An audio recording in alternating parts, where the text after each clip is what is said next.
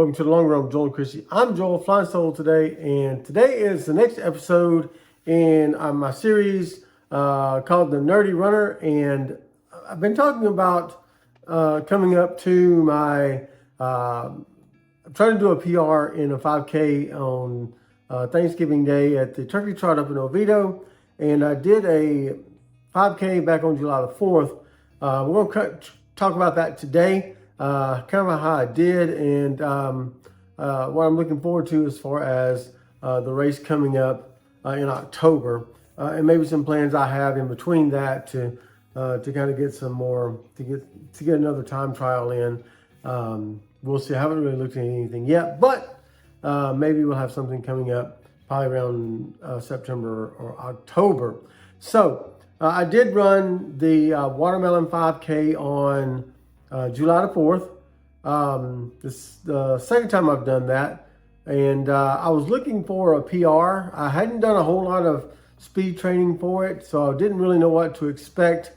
Another reason I didn't know what to expect was it was pretty humid that day because it's really hot in July here in Florida. And so I didn't know if I'd be able to get it. I really kind of resigned myself to the fact that it probably wasn't going to happen that day, but I was going to give it my best shot.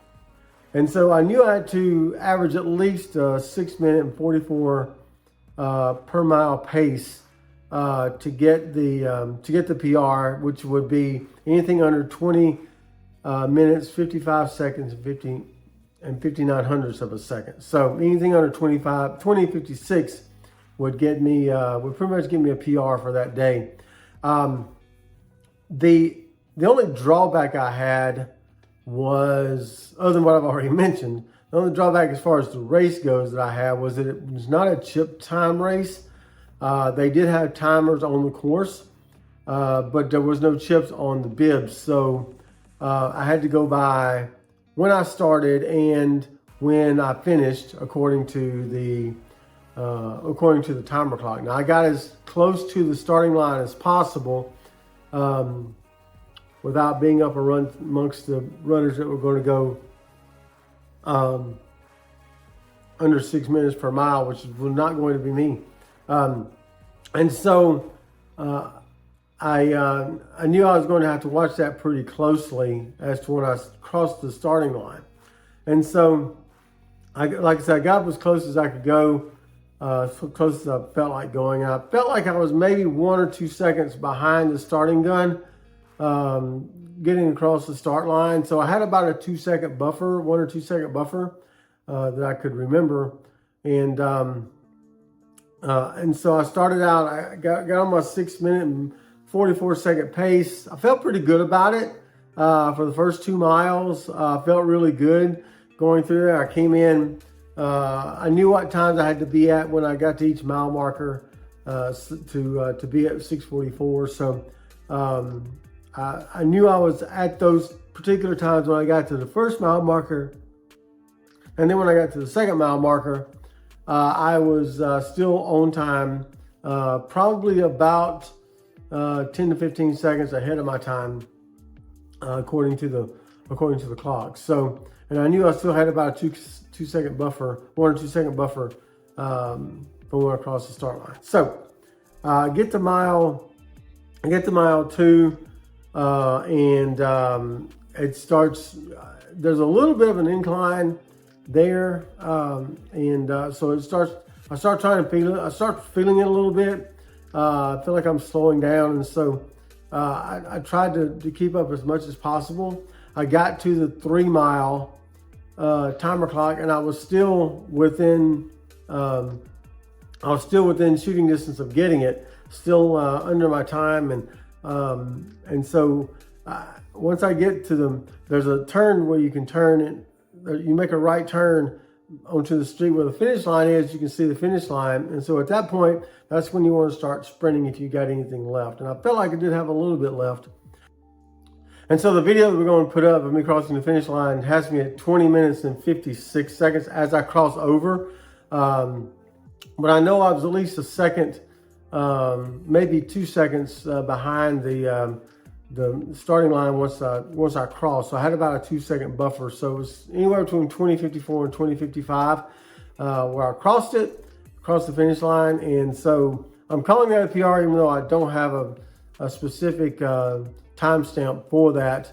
But I felt pretty good about it, especially depending on the conditions that day. It was really sunny and hot and humid, and on July 4th, and felt pretty good about that. So looking forward, I still feel pretty good about where I'm headed as far as doing a sub 20-minute 5K on Thanksgiving Day at the Turkey Trot Oviedo.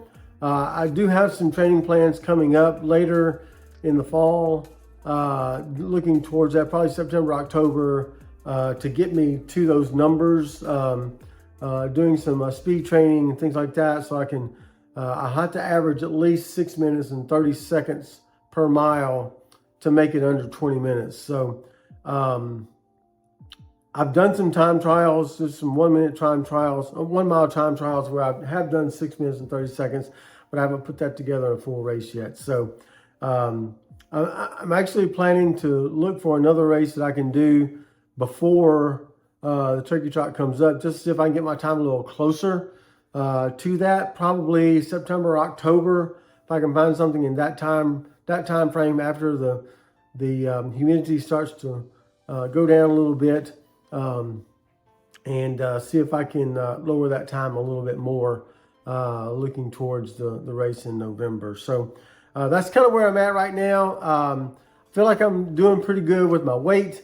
I'm still at about 169 pounds right now, just depending on which day of the week and what I ate the day before. So I'm still at about 169 pounds, and feeling pretty good about that.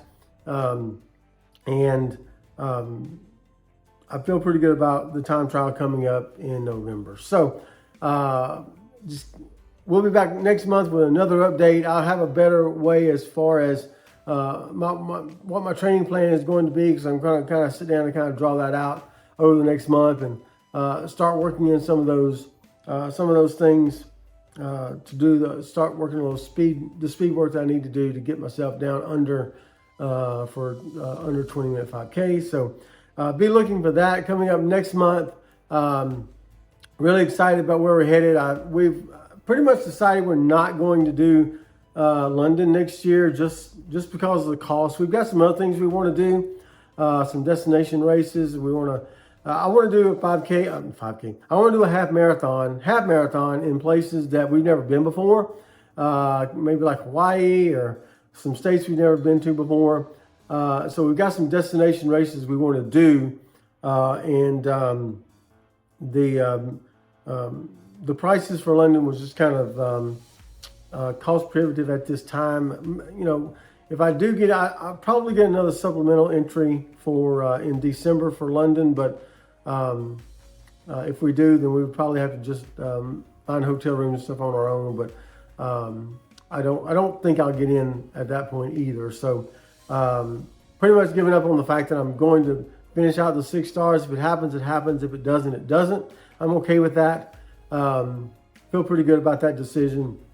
So we're going to focus on some half marathons in some destination places, and see if we can make those happen a little bit cheaper than it would be to go any other places. So that's kind of where we're at right now. Drop me a comment below and let me know if you're doing some training right now, what your goals are, and how you're trying to meet those goals. I'd love to hear about that.